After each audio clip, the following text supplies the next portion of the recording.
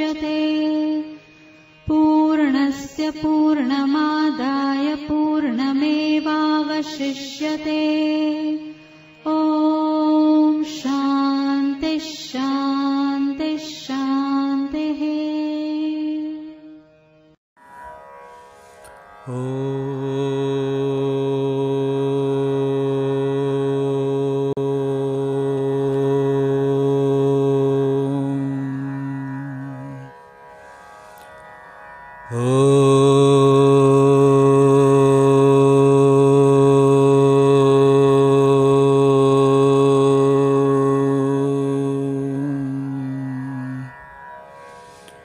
यो ब्रह्मानं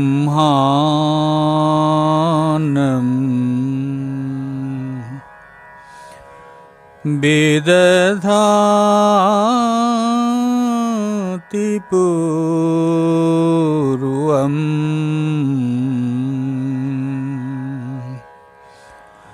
यो वै वेदांश्च प्रहिनोति तस्मै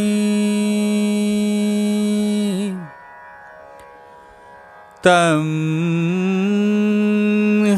देवमात्मा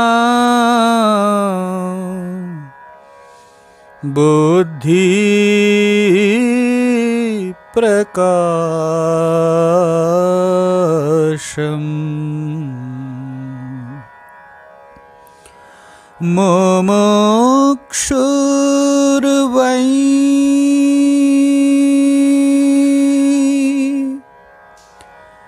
शरणमहं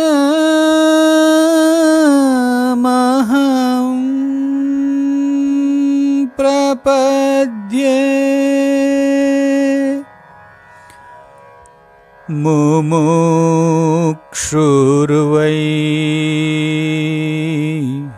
शरणमहं प्रपद्ये। सानन्दमानन्दवने वसन्तम् आनन्दकन्दम्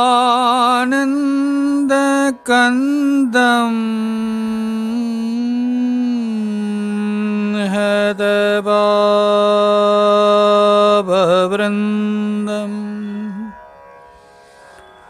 वाराणसीनाथनाथनाथम्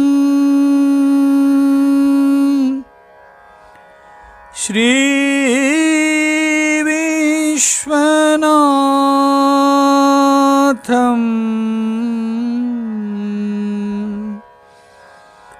शरणं प्रपद्ये। शरणं प्रपद्ये। वसुदेवसुतं देवम् कंसचाणूरमर्दनम् देवकी परमानन्दम्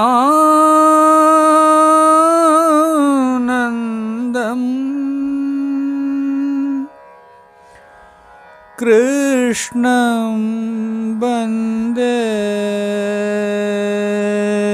जगद्गुरुं। कृष्णं वन्दे जगद्गुरुम्। ॐ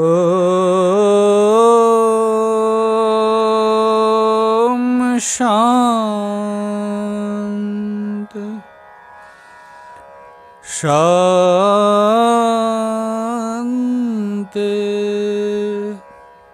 शांति।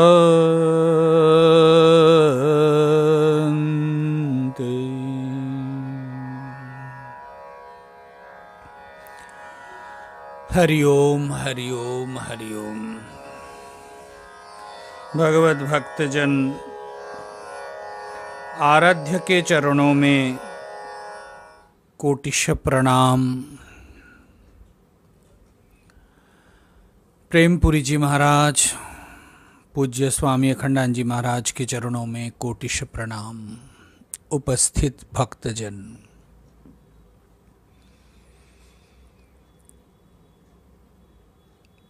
सत्संग चल रहा है श्रीमद् भगवद गीता के षोडश अध्याय के ऊपर। भगवान कृष्ण के अमृतमय वाणी जो मनुष्य के जीवन को पावन करता है, यह लौकिक जीवन भी उनका सुखी और जीवन के जो मूल अर्थ है उसको वो जान सकता है। जीवन को सफल बनाना है तो भाई दैवीय वृत्ति को, देव भाव को जगाना होगा। देवम भूत्वा देवम जजेत, देवता होकर के देवताओं का अर्चन करो। ये जो नित्य प्रतिदिन आप अपने गृह देवालय में पूजन करते हैं, उसमें भी आप जरूर ध्यान रखिए कि देवता होकर के ही देवता का अर्चन करना चाहिए। शास्त्र विधि है। अपने अंदर जो जो अशुभ वृत्ति है, जो जो आसुरिक वृत्ति अपने पास है, उसको दूर किए बिना, मार्जित किए बिना ईश्वर आराधन सटीक नहीं है। इसलिए भगवत भक्तजन,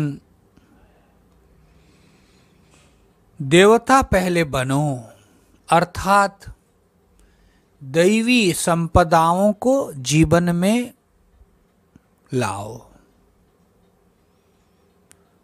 कुछ दैवी संपदाएं हमारे जीवन में है ही, उसको निखारना है, जगाना है, उभारना है। और कुछ आसुरी वृत्ति, आसुरी भावनाएं, आसुरी संपत्ति बहुत प्रबल है, उसको दबाना है, उसको हटाना है, उसको मार्जित करना है। जैसे जैसे साधक, जैसे जैसे हम अपने दैवीय भाव को जगाते हैं, प्रयत्न करते हैं, वैसे वैसे आसुरी भाव दूर होता है। इसीलिए हमें चेष्टा यह करना है कि दैवी भाव को जगाए, देव भाव को जगाए, दैवी संपत्तियों को निखारने की प्रयत्न करें। अपने आप आसुरी वृत्ति, आसुरी प्रवृत्ति दूर होगा। भगवान कृष्ण अर्जुन को निमित्त बना करके समग्र मानवात्मा के लिए यह दैवी आसुरी संपत्ति षोडश अध्याय का उपदेश दे रहे हैं। तुम्हारे अंदर जो मौजूद उस परमात्मा तत्व, पुरुषोत्तम तत्व, जो कि जगत के संपूर्ण अस्तित्व में वो विराजमान है, प्रत्येक घट घट में, प्रत्येक कण कण में वो तत्व मौजूद है। आसुरी वृत्ति होने के कारण, सूक्ष्म दृष्टि न होने के कारण, स्वच्छ दृष्टि न होने के कारण अंतःकरण अपवित्र है, इसलिए वो परमात्मा तत्व, पुरुषोत्तम तत्व को जान नहीं पा रहे हो। और पुरुषोत्तम तत्व को जाने बिना सुखी नहीं हो सकते, शांति को प्राप्त नहीं कर सकते। इसीलिए नारायण दैवीय भाव को जगाने की जो पद्धति है, दैवीय भाव क्या क्या है, दैवीय गुण क्या है, उसी का परिचय भगवान कृष्ण करा रहे हैं। षोडश अध्याय के तीसरे श्लोक का चिंतन हम कर रहे हैं। आइए सर्वप्रथम हम उच्चारण करते हैं। ओम श्री परमात्मने नमः। श्री भगवानुवाच तेज क्षमा धृतिः शौचम् अद्रोहो नातिमानिता भवन्ति सम्पदं दैवीम् अभिजातस्य भारत। हे भारत, जिनकी प्रतिभा प्रखर है, हे प्रतिभाशाली अर्जुन, क्या बोल रहे हैं कि देखो समझदारी से काम करो, मूढ़तापूर्ण मोह सन्निविष्ट होकर के काम न करो, समझदारी का काम करो। समझदारी क्या है महाराज? तेज क्षमा धृति शौचम अद्रोहो नातिमानिता।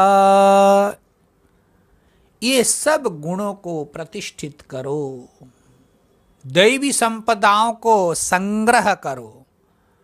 तेज क्षमा, कल हम लोगों ने क्षमा को लेकर के कुछ चिंतन किया। क्षमा बढ़न को चाहिए, छोटन को उत्पात। क्षमा वो गुण है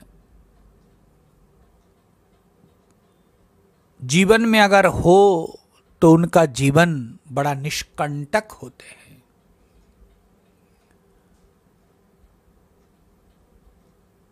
भगवत भक्तजन दुनिया में क्या ऐसी महत्वपूर्ण चीज है, बता सकते? क्या ऐसी कीमती चीज है जो बिगड़ जाएगी तो जीवन बर्बाद हो जाएगा?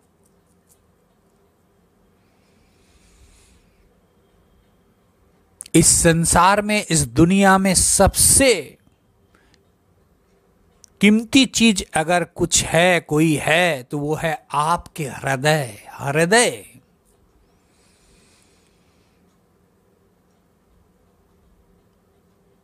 इसके कीमत के तुलना आप किसी के द्वारा नहीं कर सकते। आप दिखाओ संसार में ऐसा कोई एक चीज है जो इस हृदय से भी मूल्यवान है। इसीलिए शास्त्र कहते हैं रक्षतः रक्षतः, उसकी रक्षा करो। अरे अपने दिल को, अपने हृदय को रक्षा करो। बचाओ। दुर्गुणों से दुर्गंध युक्त हो करके उस हृदय को बर्बाद न करो, बिगाड़ न दो। इसीलिए रक्षतः रक्षतः, इसकी रक्षा करो। कोशानामपि कोशं हृदयं यस्मिन् सुरक्षिते सर्वं सुरक्षितं स्यात्। कोशानाम अपि कोशं हृदयं सुरक्षिते सर्वं सुरक्षितं स्यात्। कोश के भी अंदर यह कोश है हृदय, और इस हृदय को अगर आप सुरक्षित करते हैं तो सर्वं सुरक्षितम,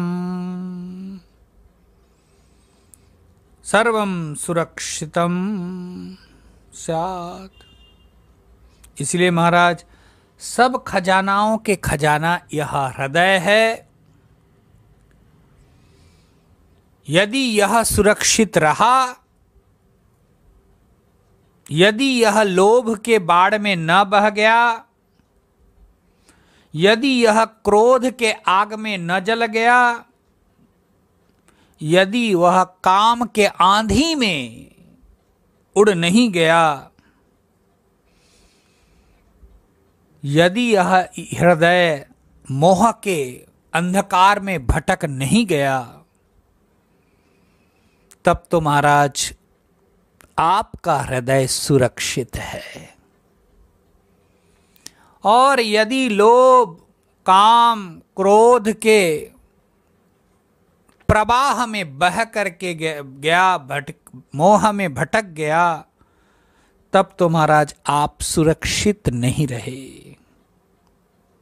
इसलिए आपका हृदय अगर सुरक्षित है तो संपूर्ण विश्व सुरक्षित है। इसलिए बचाने का सामान क्या है? किसको बचाना है? आप अपने हृदय को बचाइए। बचाने की वस्तु क्या है? यह हृदय है। इसलिए इसकी इंपॉर्टेंसी को ध्यान में रखना है। भगवान इसीलिए कह रहे तेज क्षमा, ये तेज, क्षमा, धृति, शौच, अद्रोह, नातिमानिता, ये जीवन में लाओ।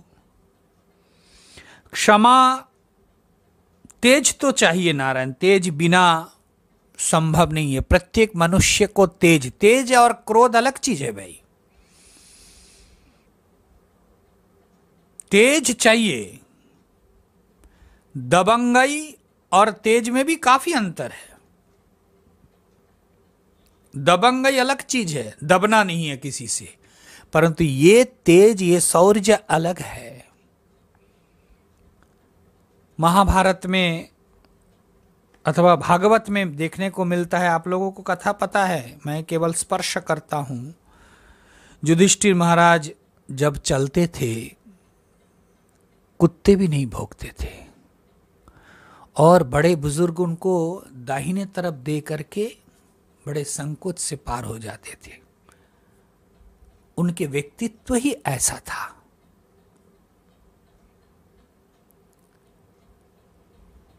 और जब भगवान कृष्ण चले गए, स्वधाम पधारे, उसके बाद युधिष्ठिर महाराज स्वयं ही अनुभव कर रहे हैं कि अब रास्ते में निकलने से कुत्ता भौंकता है। पहले जैसे उनके और व्यक्तित्व नहीं रहा। युधिष्ठिर महाराज विचार कर रहे हैं। महामति व्यास लिखते हैं, पहले कुत्तों को साहस नहीं रहा भौंकने की, परंतु अब वो कुत्ता ही भौंकता है। इसका मतलब है धर्मराज युधिष्ठिर महाराज में वो तेज और नहीं रहा। युधिष्ठिर महाराज स्वयं कह रहे कि वो तेज कहां चले गए। केशव स्वधाम चले गए, साथ साथ हमारा सब तेज निकल गया। इसीलिए भगवत भक्तजन, भगवान के अंश है, वो तेज, वो शौर्य रहना चाहिए, किसी से दबना नहीं चाहिए, लेकिन दबंगई नहीं, ध्यान रखना। कैसे? कई बार होते हैं बड़े दबंग आकर के कह कि ये चलो मेरा ये केस चल रहा है अदालत में, तुम ये गवाही दे देना। अगर बहुत ज्यादा प्रभावी है, प्रभावशाली है, तो आपको जाना पड़ेगा शायद।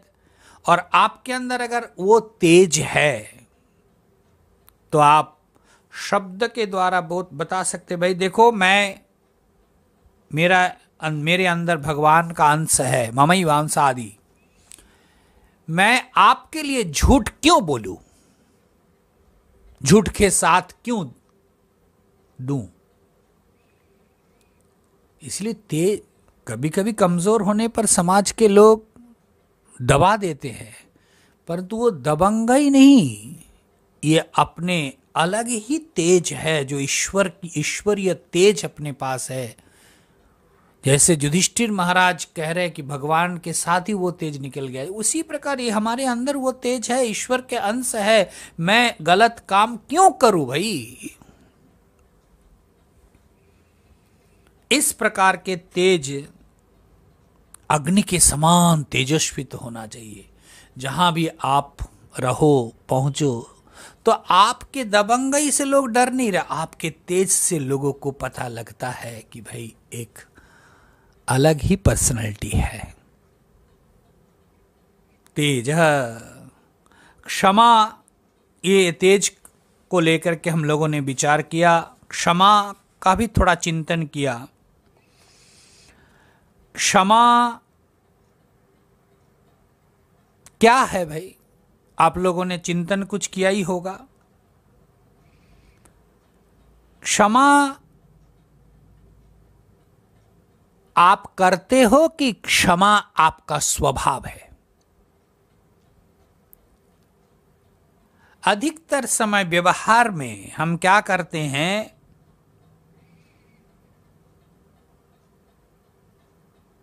कोई गलती हो गई तो आप सामने वाले को कहते सॉरी सॉरी। आप रास्ते से जा रहे, ये एक प्रकार हो गया, आप रास्ते से जा रहे हैं, आप देख रहे हैं कि सामने वाला बंदा दबंगई के साथ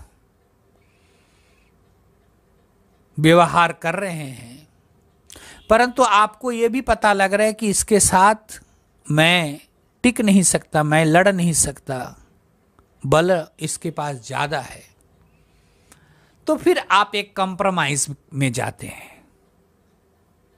तो यह भी एक प्रकार के क्षमा है। और तीसरे है, आप बिजनेस करते हो, दुकान करते हो, तो आपके पास ग्राहक आया, और ग्राहक आया नहीं है, दिमाग को खाता रहा आपका, परंतु आप सह लेते हो। क्यों सह लेते हो? क्योंकि इसमें लोभ है कि ग्राहक छूट न जाए, निकल न जाए। किसी कैसा भी बोले, परंतु ग्राहक को तो छोड़ने नहीं देना है, आपका बिजनेस चलाना है, तो आप सह लेते हैं। यह भी एक क्षमा है। तो देखो, 3 प्रकार के क्षमा आपके सामने एक रखा। एक तो परिस्थिति बस आप क्षमा करते हो, दूसरा है औपचारिकता के बस पर आप क्षमा करते हो, और तीसरा है हमारा स्वार्थवश आप क्षमा करते हो। यहां इसकी चर्चा नहीं है, ये तो पारमार्थिक क्षमा की बात यहां भगवान कृष्ण कह रहे हैं। क्रोध का निमित्त आने पर भी क्रोध न करो, यह है क्षमा।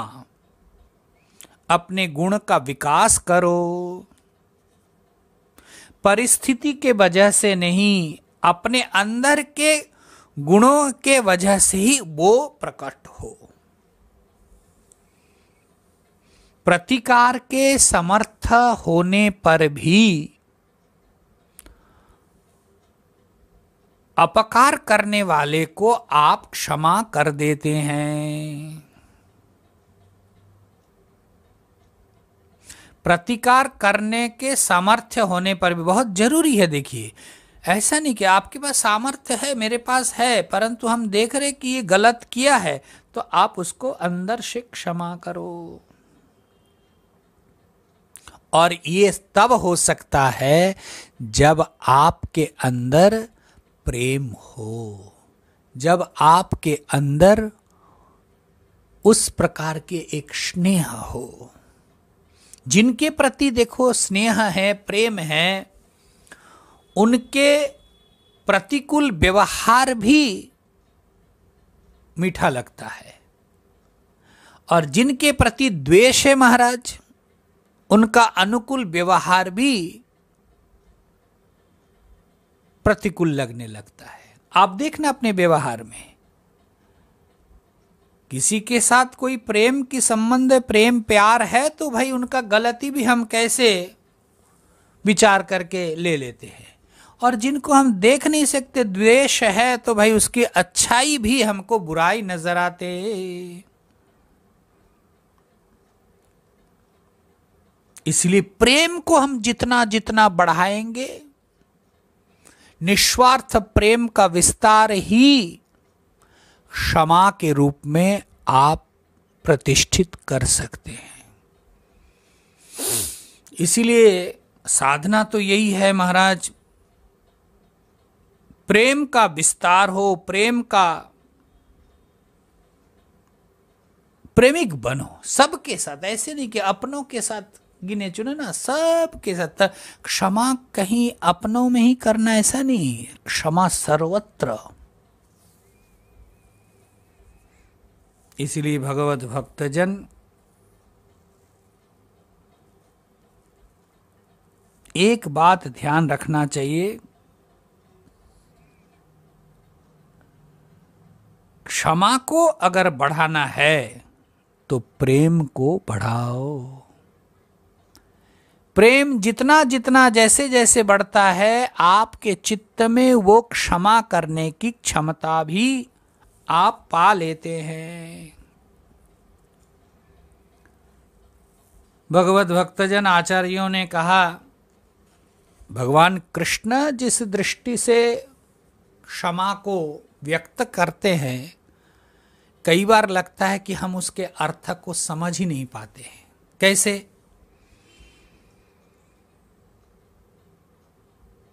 क्षमा, हमारा हिसाब से क्षमा का अर्थ क्रोध किया, अपराध किया, गलती किया, आपने क्षमा किया।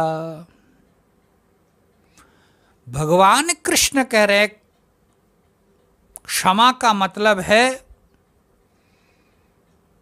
क्रोध का न आना। थोड़ा सा ख्याल कीजिएगा, गलती किया, क्रोध आया और आपने क्षमा किया।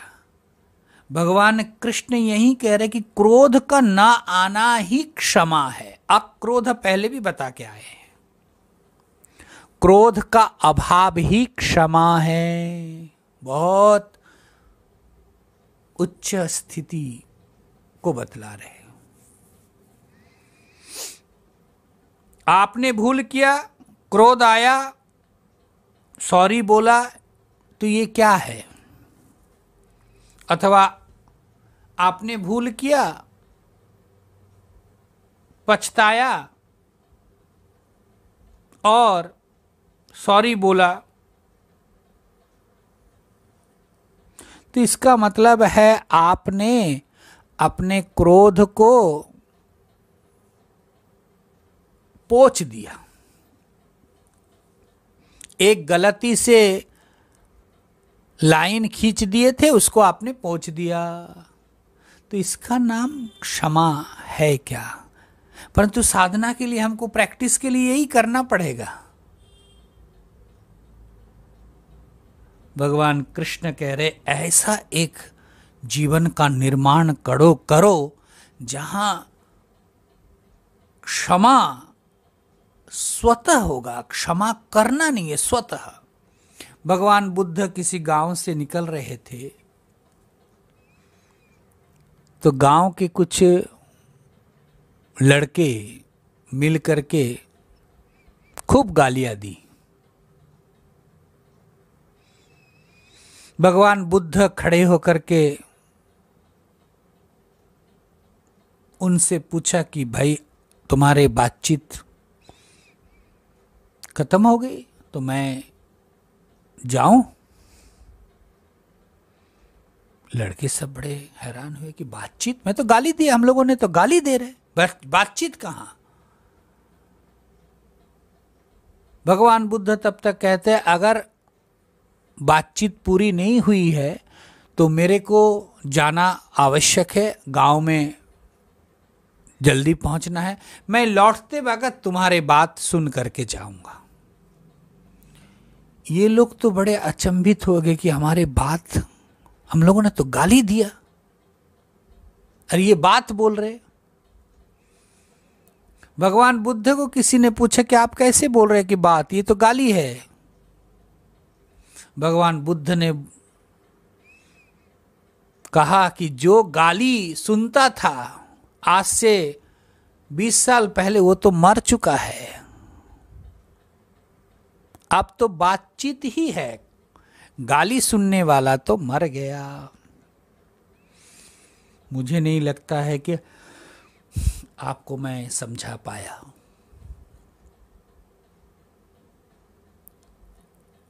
वो लड़कों ने गाली दिया तो भगवान बुद्ध उसको उठाया ही नहीं, गाली के रूप में देखा ही नहीं। कितना शीतल, शांत और क्षमा भी देखो।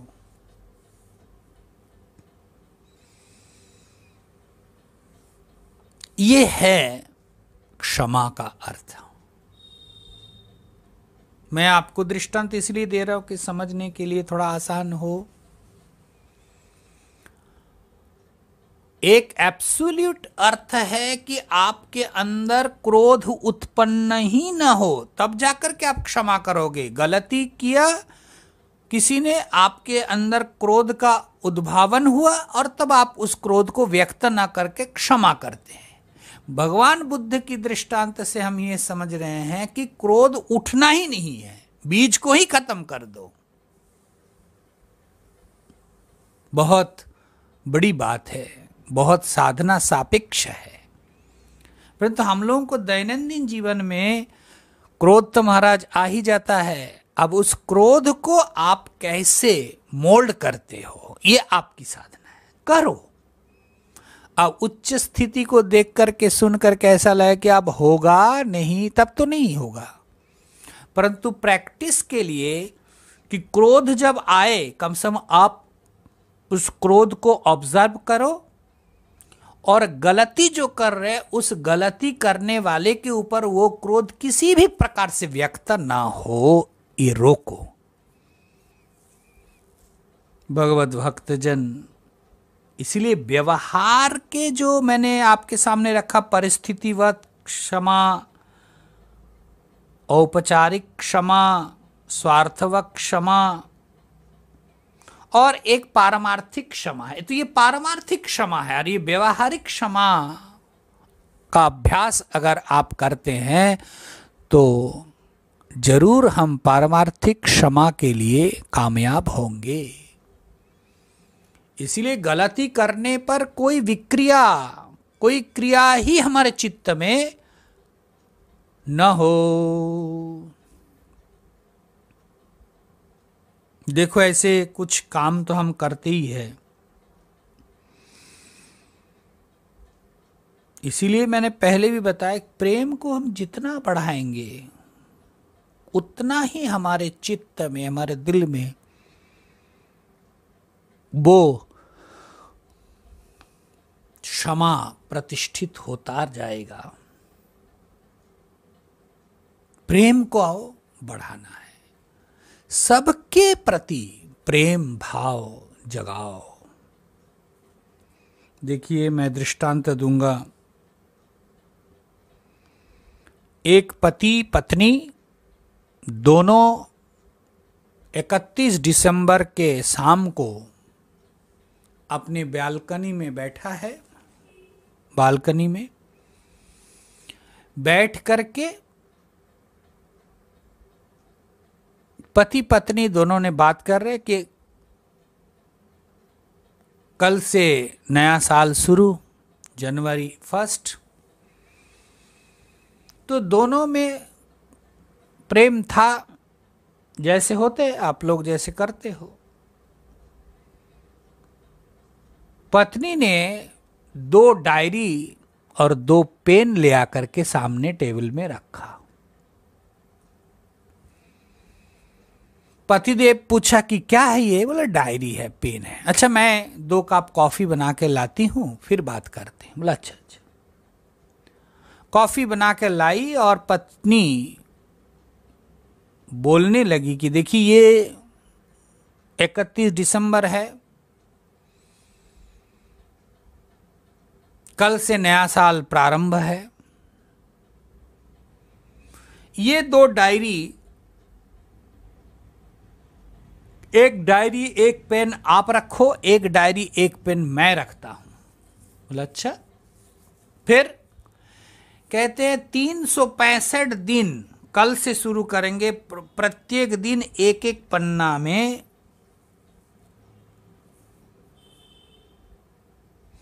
पत्नी कह रही मैं आपके बारे में लिखूंगा, आप हमारे बारे में लिखिए। जो भी दोष है, जो भी खामियां हैं, जो भी है, आप उसको लिखिएगा।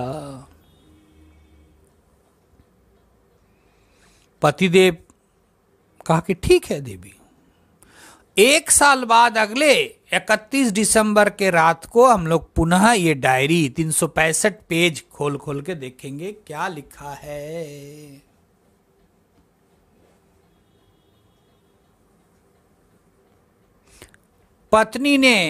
पति ने दोनों ही 1 साल तक डायरी लिखता रहा। 31 दिसंबर आए, उनके कथन अनुसार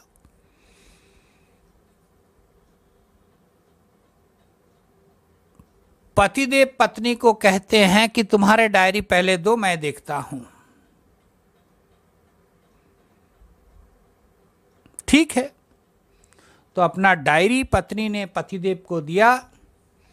365 पन्ना है, एक एक पन्ना उलटते हैं और देखते हैं कंप्लेन, शिकायत, भरमार शिकायत। आप ये नहीं करते, आप वो नहीं करते, आप ये नहीं मानते। हर पन्ना में शिकायत, कंप्लेन कंप्लेन कंप्लेन। बड़े मायूस होकर के देखा, डायरी को बंद किया, रखा। अब पत्नी पतिदेव का डायरी देखेंगे। उनके हाथ में वो डायरी दिया। पत्नी पतिदेव के डायरी देख रहे हैं तो प्रत्येक पन्ना जो है ना सफेद ही रहा, कुछ लिखा ही नहीं महाराज। अरे बड़े प्रेम से, बड़े सतर्कता के साथ देख रहे कि कहीं कुछ लिख तो नहीं दिया, लिखा कि नहीं, ढूंढ रहे हैं। 31 दिसंबर की जो नाइट का जो पन्ना है उसमें लिखा है, तुमसे मैं बहुत प्रेम करता हूं, इसीलिए तुम्हारे गलती हम कुछ देख ही नहीं पाए।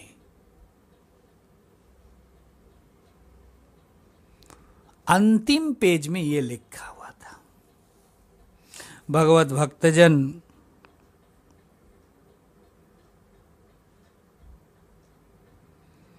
ऐसा ही काश, ऐसा ही अगर सब कोई लिखते तो कितना प्रेम। इसीलिए महाराज, प्रेम जो है ना बिगड़ता है क्रोध से। ये क्रोध को जितना जितना आप शुद्ध करोगे, अक्रोध का अभ्यास करोगे उतना ही आपके जीवन में ये क्षमा प्रतिष्ठित होता जाएगा। इसलिए भगवान भक्तजन बुद्ध के जो दृष्टांत दिया है कि उनके मन में वो गाली तो वो उठाया ही नहीं, गाली को उठाओ फिर अपना क्रोध को जगाओ और फिर उस क्रोध को व्यक्त करने ना दो, दबाओ, तो ये तेज क्षमा हो गया। ये एक प्रकार की क्षमा है। प्रेम इतना है कि कोई दिखाई नहीं महाराज अपने गलती, उन दूसरे की गलती। देखो माँ बच्चे को दूध पिलाती है लेकिन बच्चे लात भी मार देते हैं माँ को, तो उस समय माँ क्या उसको भी मारती है? माँ को पता है ये मेरा बेटा है, इसके प्रति माँ उनके प्रति खूब प्रेम रखते हैं, इसलिए उनके लात को वो बात ही नहीं मानते हैं, उनके प्रति प्रेम है।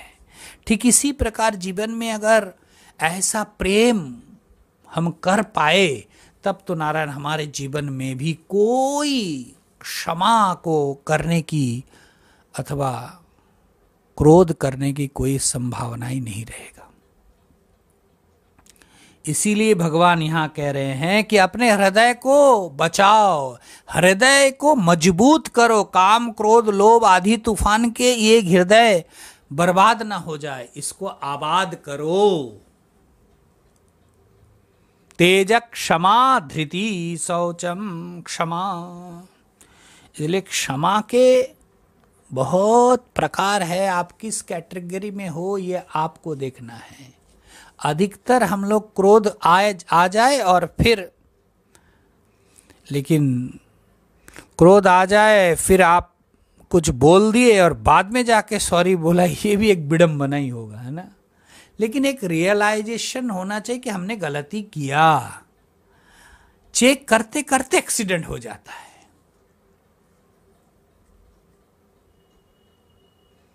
क्षमा का अभ्यास करो। एक हमारे संत समाज में काठिया बाबा संप्रदाय है, बंगाल में तो है, इनका कई जगह आश्रम है। तो ये लोग काठ के इतने मोटे कमर में जो है पहन के रखते हैं, वही उनका कौपीन होता है। महाराज बड़ा कठिन है, सोते जाओ तो इतना मोटा एक पूरे कमर, और वो एकदम ऐसे सिस्टम है कि आप खोल नहीं सकते हैं। उनकी साधना है काठिया बाबा, इसीलिए संप्रदाय का है ना, बड़े बड़े अनुभवी संत है वो, ये वैष्णव। तो काठिया बाबा के आश्रम में एक भंडारी रहते थे। आप महाराज उनका नियम था कि दिन भर में जो भी आएगा वो रात तक खत्म कर देंगे, कुछ रखना ही नहीं है, कुछ भी आए। इतना तक कि मटके में पानी भी होता था तो वो पानी भी पी पा करके पिला करके खत्म करके रात को रखना है। तो किसी ने रात के समय कुछ मोती दे के गया। अब मोती को क्या करे, भगवान के सामने रख के गया सायंकाल। तो उन्होंने उस मोती का चूर बनाया, चूरा किया और पान के साथ दे करके भगवान का भोग लगाया, भोग धराया, और महाराज रात के समय सबको बांट दिया शयन आरती के बाद।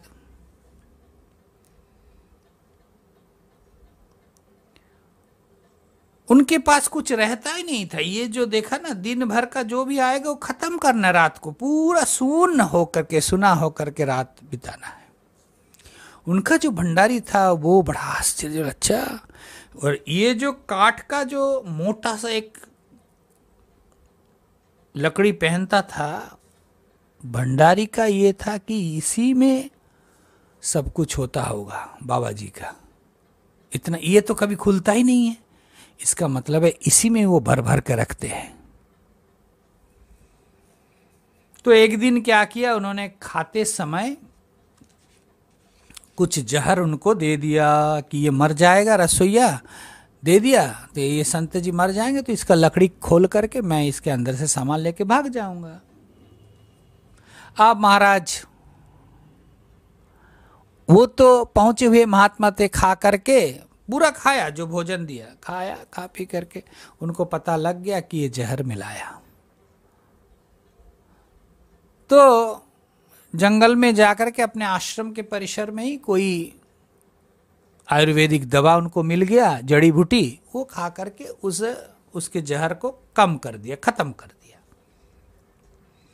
लेकिन वो संत जी को पता लगा था, चल गया था कि ये जहर दिया।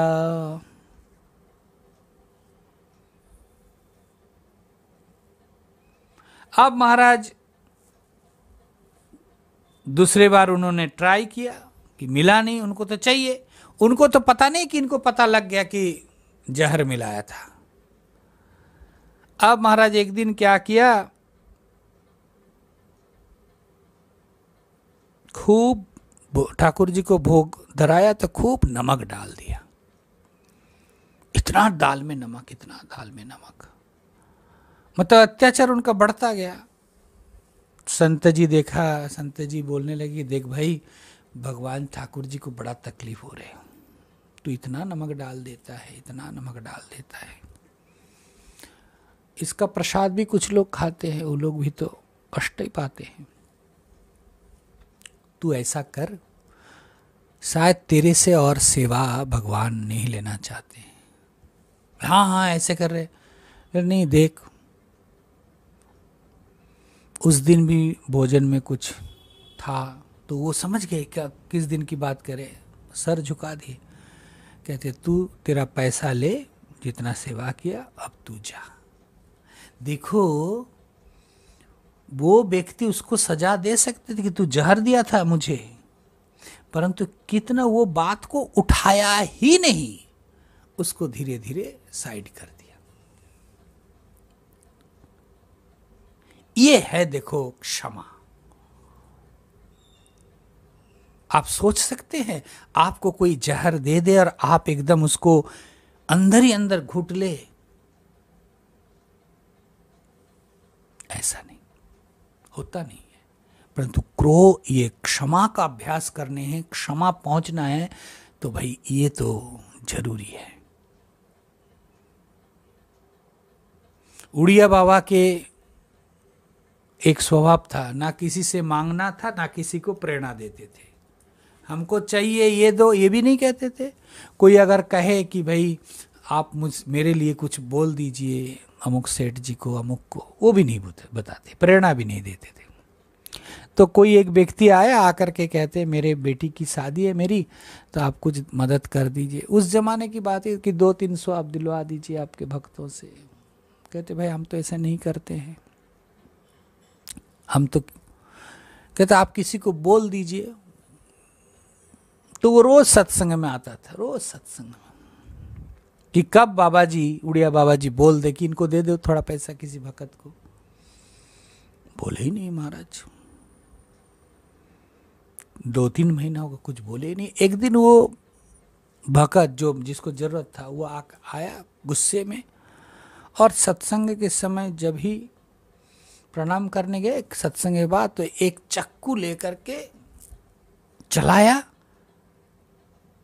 और महाराज उनका नाक में जाकर के वो लगा, उड़िया बाबा के खून भी निकला। तब तक महाराज भक्त लोग सब बैठे थे, सब उठ गए, मारने के लिए तैयार हो गए कि इसको खत्म ही कर देंगे, भाई गुरुजी के ऊपर अटैक किया।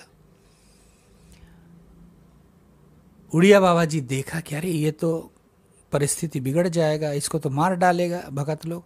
उड़िया बाबा तुरंत उठ करके खड़े होकर के उसको गले मिलाया, गले मिलाकर कहा कि देखो इसको कोई हाथ नहीं लगाना, इसको कोई हाथ लगाएगा तो मैं आश्रम छोड़ करके चला जाऊंगा। उसको कहते तू यहां से निकल जा। ये है क्षमा। इसलिए भगवत भक्तजन, क्षमा अगर जीवन में नहीं है,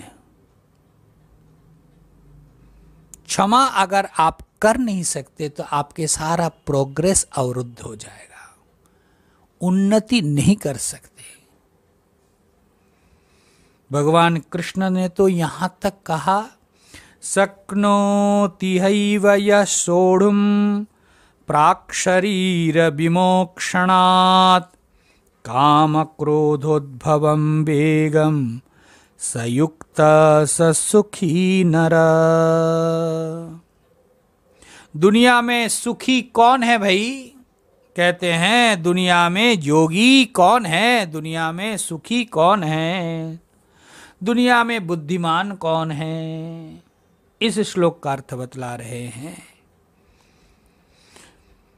योगी वो नहीं जो हिमालय में जाकर के तपस्या करता हो, आंख बंद करके समाधि में डूबा हो।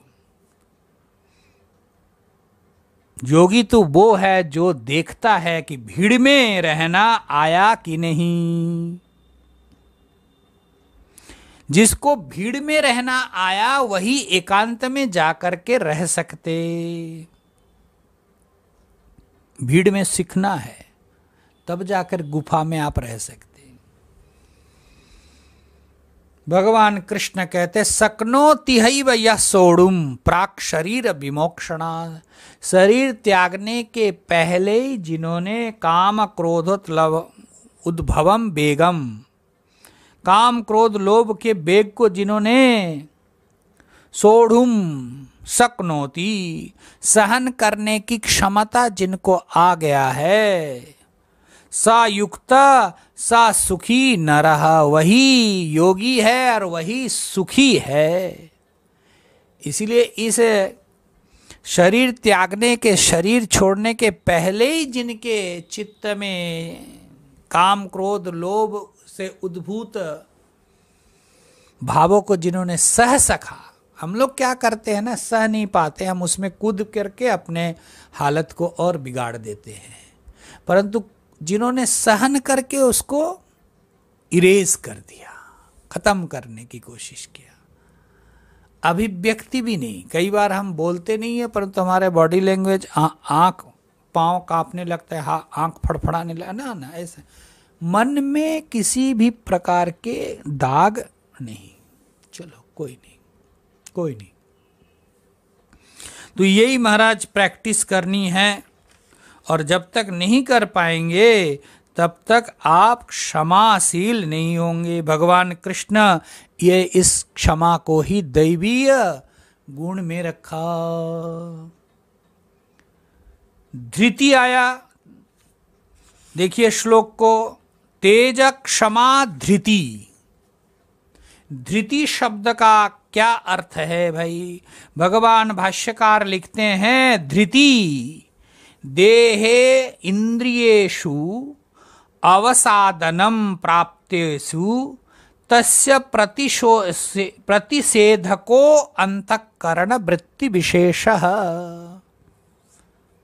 देह और इंद्रियों में, धृति का अर्थ बतला रहे हैं, देह और इंद्रियों में ऐसा एक प्रतिषेधक, मतलब काम करते करते थक गया, देह इंद्रिय शांत हो गया, उस समय भी जो एक करके ही मैं छोड़ूंगा, इसी को कहते धृति, प्रतिषेधको अंतःकरण वृत्ति। मनु महाराज तो सबके लिए एक सामान्य कर्तव्य नियम बतलाया, धृति क्षमा दमो स्तेय शौचम इंद्रिय निग्रह धीर विद्या सत्यम क्रोध धर्म के लक्षण है। उसमें प्रथम उन्होंने गिनती करा धृति। धृति अगर न हो, सामान्य धैर्यहीन व्यक्ति बाकी के कोई भी चीज को वो कर नहीं पाते। क्षमा धृति, क्षमा दमा स्तेय शौचम इंद्रिय निग्रह, इसलिए धृति बहुत आवश्यक है, धैर्यवान होना बहुत जरूरी है। धैर्यच्युत हो करके आप किसी भी कर्म को आप कर नहीं सकते हैं। इसीलिए तो यहां लिखते हैं धृत्या धारयते यया धारयते मन प्राणेन्द्रिय क्रिया। मन गलत दिशा में जा रहे, आंखें गलत दिशा में जा रही है, चित्त अलग दिशा, तो इसको नहीं पकड़ करके नहीं जाना, ये है धृति।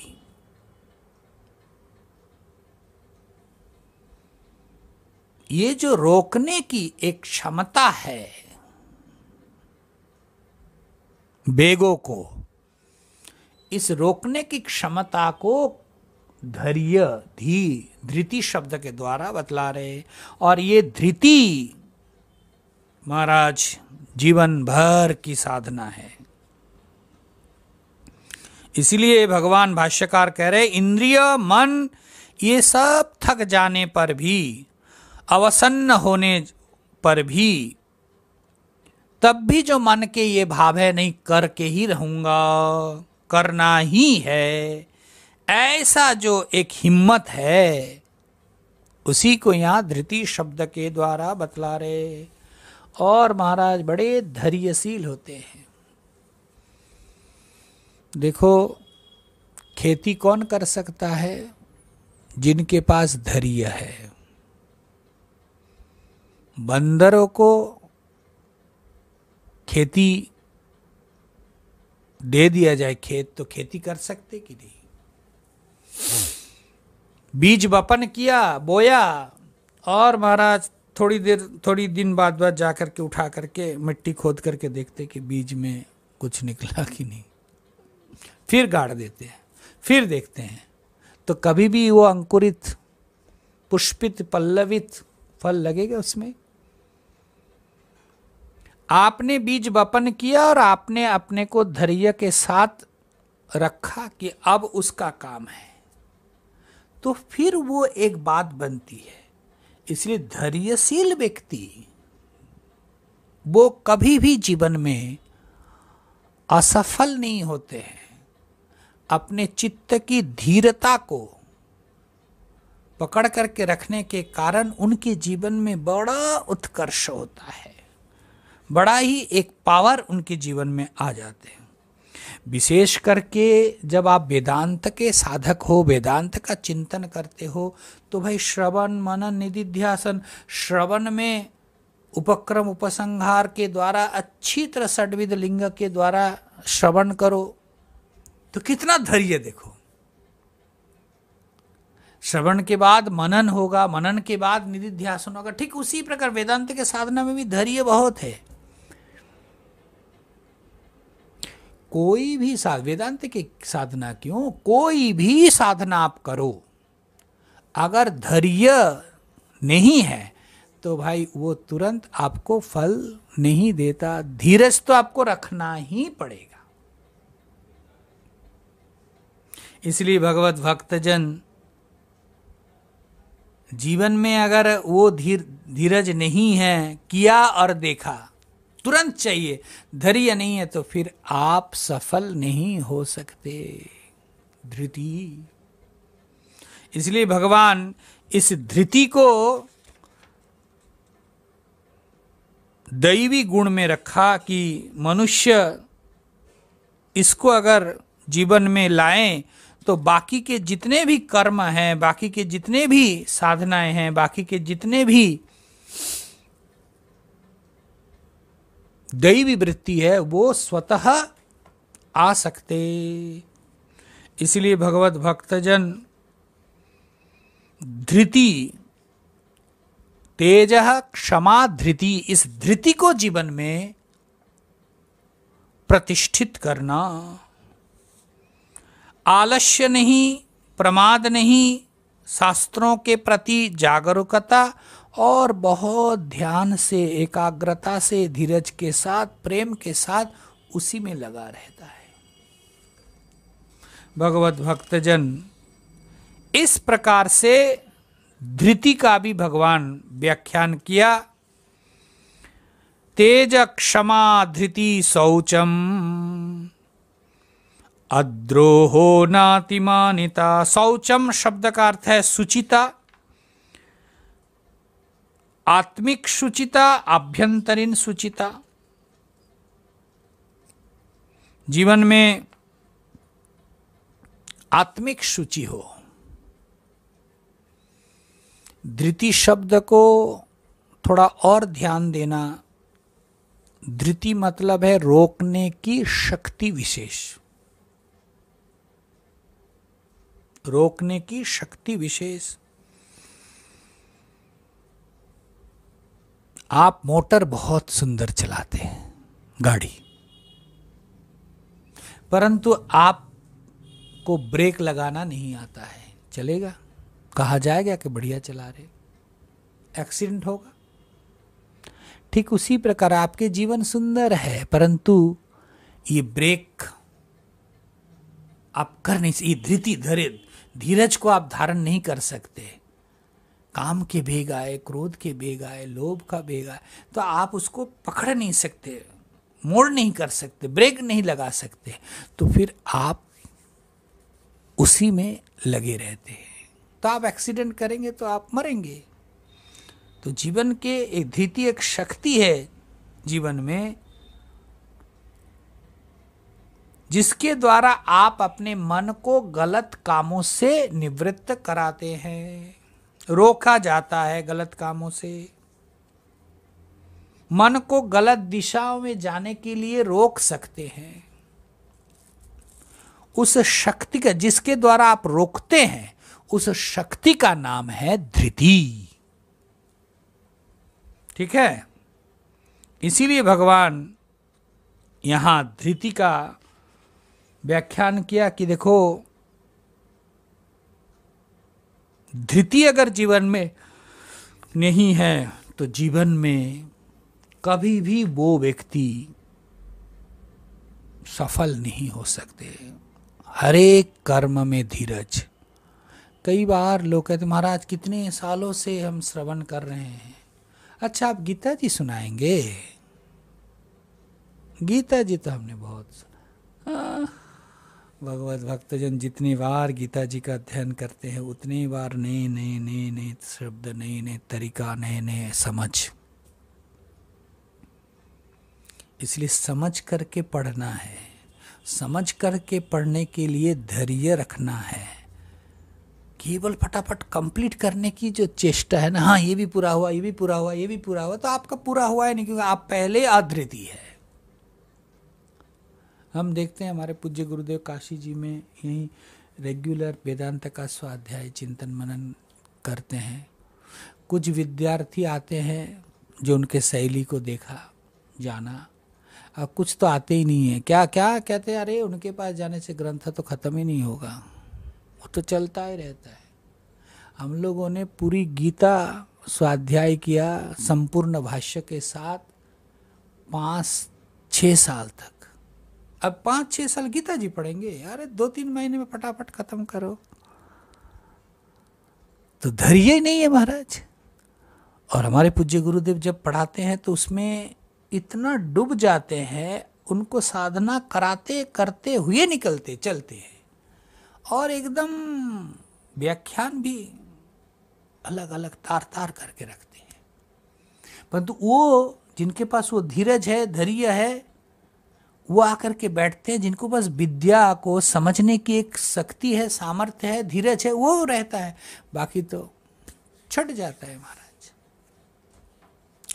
इसी प्रकार जीवन में धैर्य अगर ना हो तो व्यक्ति का जीवन किसी उन्नति के लिए तैयार नहीं होता है। भगवान कृष्ण 16 अध्याय के इस 3 श्लोक में शायद 26 गुणों के कुछ और आगे हम लोगों को चर्चा करनी है, तो ये धृति को भी रखा। ऐसे तो भगवत गीता के जहाँ जहाँ 26 से अतिरिक्त भी ऐसे कोई गुण है वो सब दैवियों में रखना है, परंतु ये धृति, आज जो क्षमा और धृति का हमने चिंतन किया, इस पर जरूर आप ध्यान रखें। आगे का चिंतन कल करेंगे। हरि ओम। पूर्णमद पूर्णमिदं पूर्णात् पूर्णमुदच्यते पूर्णस्य पूर्णमादाय पूर्णमेवावशिष्यते। ओम शांति शांति शांति।